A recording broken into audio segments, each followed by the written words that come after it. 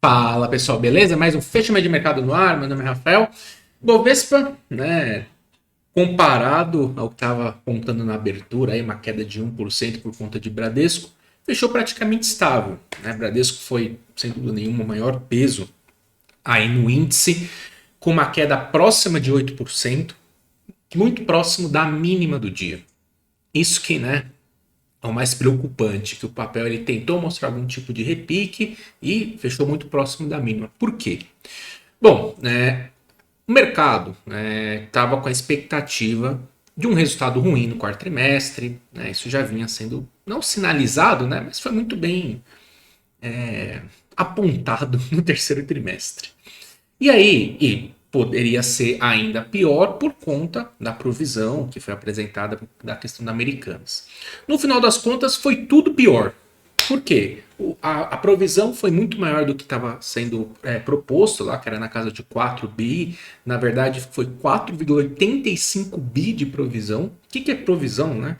É o dinheiro, o lucro que você ia transformar para o acionista, que ele vai ser represado para cobrir um calote. É isso, basicamente é isso, né? E a possibilidade de um calote de Americanas é real, né? Porque aí você tem, na contabilidade, você tem três escalas para você classificar sua provisão, e quando você realmente coloca, né, tira do lucro e coloca em provisão, é porque realmente existe uma possibilidade alta de esse calote acontecer, né?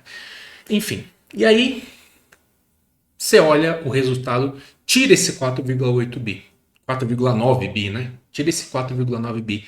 O resultado foi horroroso, horroroso, né? Inadimplência crescendo, né? O NPL, que é o índice de inadimplência, é 4,3, maior nível desde 2018.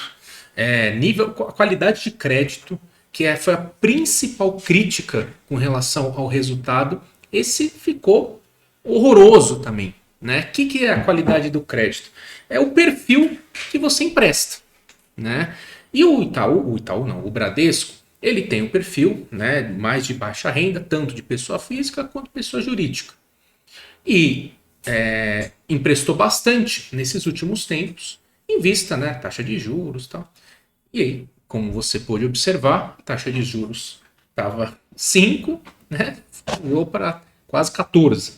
Então, esse processo faz com que esse índice de inadimplência suba e gere mais expectativa de esse valor não ser pago ou ser preciso renegociar, porque tem um perfil de crédito pior. E isso afeta diretamente o quê? O lucro. Então, assim, o banco ele não foi capaz de reverter essa estratégia, que é uma estratégia do banco, né? Ele não foi capaz de reverter essa estratégia. E assim, né? Até faz sentido, levando em conta que a gente está falando do Bradesco, que é um transatlântico. É difícil sair mudando de estratégia de um dia para a noite. Mas pelo menos você poderia assim frear, né? E pelo jeito não foi, né? Parece que ignorou a possibilidade da Selic ficar alta por mais tempo. Basicamente é isso que eles sinalizaram. Né? O guidance também ruim, expectativa de receita lá é menos de um dígito, aumento de provisão, enfim. Assim, expectativa para 2023 também ruim. E não por um acaso, papel caindo 8%, fechando muito próximo da mínima. Aí, o que a gente espera? Né? A gente espera respostas, né? Porque se você está com expectativa ruim, você espera alguma sinalização. E a teleconferência de resultados é assim, uma oportunidade de fazer isso. E aí você vai lá na teleconferência de resultados, Lazário, CEO do Bradesco, ele falou, pô, admitiu, o banco emprestou muito mais do que devia para a pessoa física, e que nós vamos trabalhar para reverter esse quadro de qualidade de crédito. Né? Tá, o que você vai fazer para reverter isso? Quais são as diretrizes? Nenhuma, não foi nada apresentado. Confia que vai dar certo. Não dá. Né? E não dá, tanto não dá, porque assim, você tem outros bancos do lado, Itaú, Banco do Brasil, do Santander, entre os bancos menores, que possuem liquidez grande e que o investidor ele vai migrar automaticamente para esses bancos. Mesmo o Bradesco, num preço que pode até ser um preço interessante, nessa faixa dos R$ 13, mas o momento de resultado, o momento gráfico, a gente vai dar uma olhada, tudo indica que é manutenção desse movimento de baixa. Enquanto não houver uma resposta efetiva da diretoria e do banco com relação dessa mudança de estratégia, não tem como ficar posicionado nesse barco, sendo que você tem outras coisas muito melhores do lado e que dão também um múltiplo tão interessante. Não estão de graça, né? Como o Bradesco está com um múltiplo realmente muito depreciado, mas são múltiplos bons. O Itaú está com um múltiplo bom, não está esticado. Então acaba gerando essa migração também, né? Esse menor apetite por Bradesco. Tanto que você tem diversas casas com venda, com underperforming, o papel a R$ 13. Tá? Então realmente foi assim, de todos os. Assim, foi muito ruim, cara. Muito ruim mesmo. Assim, foi assim, de chorar o resultado. Só que aí, né, apesar dessa queda de 8%, Petro subiu 3%. No caso, Itaú fechou meio que no 0-0. Banco do Brasil subiu 2,2%. Então, em especial Petrobras, que subiu 3% acompanhando o petróleo, que subiu também cerca de 3%, com a Rússia anunciando que vai reduzir a produção de petróleo a partir de março, né, em meio milhão de barris por dia. Isso ajudou a equilibrar o mercado. Petrobras subindo, Banco do Brasil derretendo, então Ibovespa fechou praticamente estável. Uma ligeira, estável, praticamente estável. E a gente vai dar uma olhada no gráfico para entender a importância deste fechamento e como vai ser importante acompanhar a mínima dessa semana que vem. Vamos lá. Bom, Ibovespa, como eu falei, fechando praticamente estável. Na semana, encerrando aí com uma ligeira queda de 0,3. No mês, estamos caminhando para uma queda de 4,6, né? Indo aí mais indo para o 5 do que para o 4,5, né? De queda no mês. E vai ser muito importante a mínima dessa semana. Eu vou colocar o gráfico de 60 minutos para a gente entender melhor essa lógica, tá? A mínima dessa semana, vou até colocar aqui, ó, pra gente ver aqui, ó. Mínima da semana, 107,233, certo? 107,233. Eu vou deixar numa corzinha menos, não tão destacada aqui, só para a gente, né? Por que ela é importante? Se você for observar aqui, quando o mercado perdeu 111,500, né, confirmou esse oco aqui e divergências de baixas importantes no gráfico diário, inclusive aqui lá no Infobolsa a gente fez parcial de Raia, zeramos Taesa, entre outras coisas, né, menos compramos por aqui, mais fizemos parciais. Aqui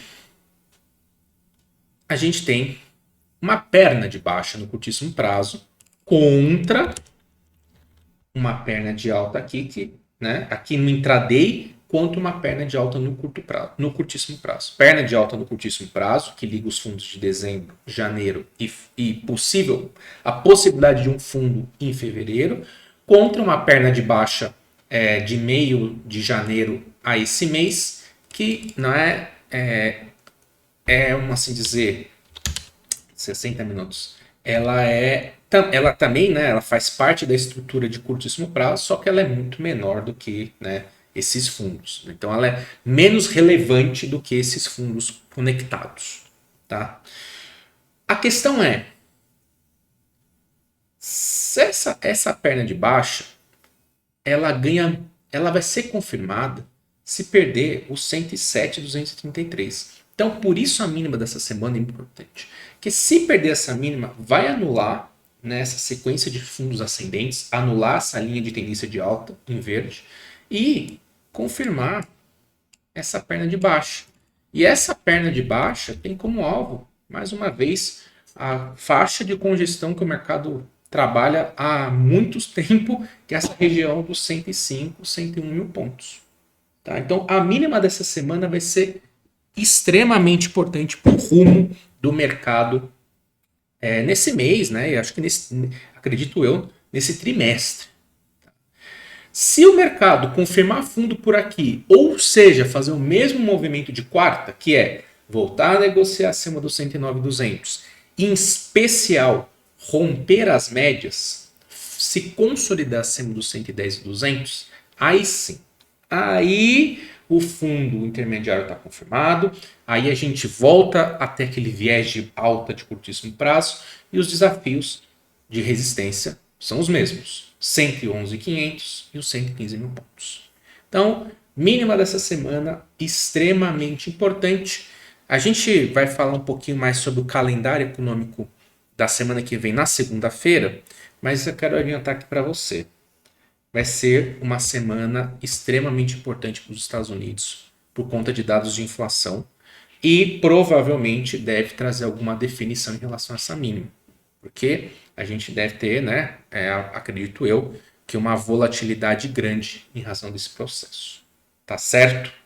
Bom, das blue chips, vamos lá. Petrobras, que foi destaque de alta, mantém sua tendência de alta de curto prazo, né, acima dos R$ 21, acima dos 24 mantém sua tendência de alta de curtíssimo prazo.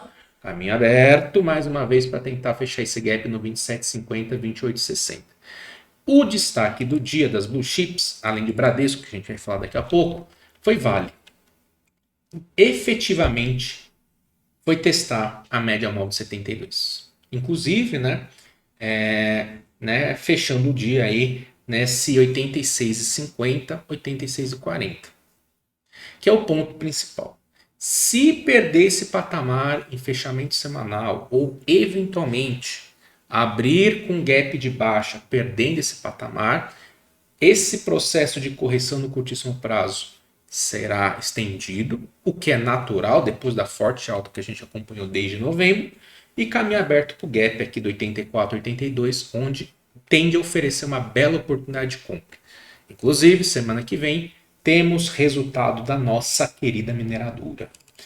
E o grande destaque do dia, sem dúvida nenhuma, Bradesco fechando na mínima, perdendo a mínima do ano passado, perdendo o suporte intermediário de 2020, né, em vias de perder a mínima de 2018 e levando em conta essa forte tendência de baixa, levando em conta o momento ruim em termos de resultado, não duvide o papel retornar para a mínima de 2020, né, 11,60, que foi fundo também lá em 2017.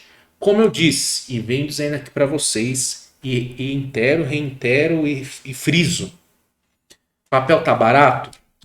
Tá num preço interessante? Pode até estar.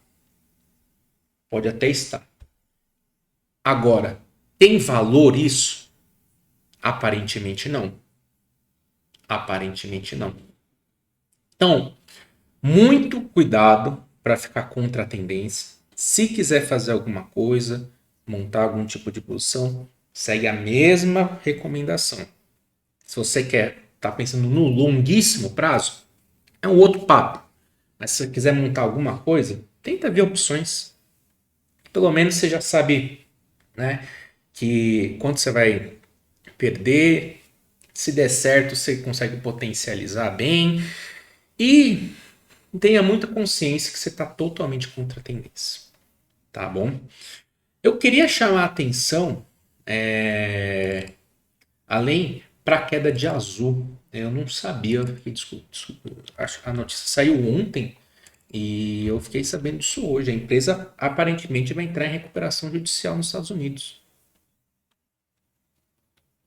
Então, né, essa questão, né, essa parte do taxa de juros tá pegando forte, cara. Então, só queria, né, para mim foi é triste novidade, né? É triste isso, né? É uma empresa ótima e que tá difícil, né? É um setor complicado, é um setor bem complicado.